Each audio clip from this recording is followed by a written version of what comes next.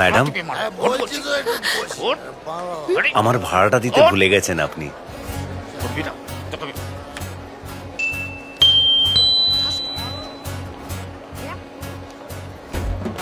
কত ভাড়া হয়েছে তোমার?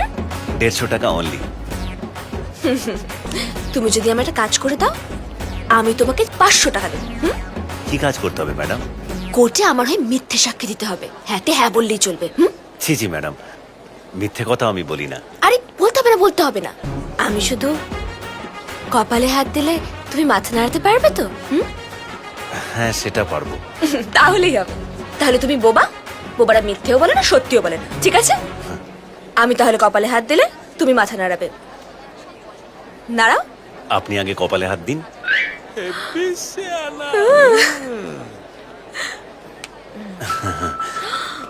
Once more. আজ এই আদালত একটা ঐতিহাসিক বিচার পর্বের সাক্ষী হলো।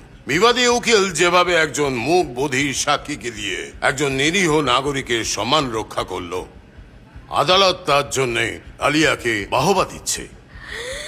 সমস্ত সাক্ষ্য আর প্রমাণের ভিত্তিতে আসামি নটরাজ বটব্যালকে বেকসুর খালাস ঘোষণা করলো। Yes, congratulations.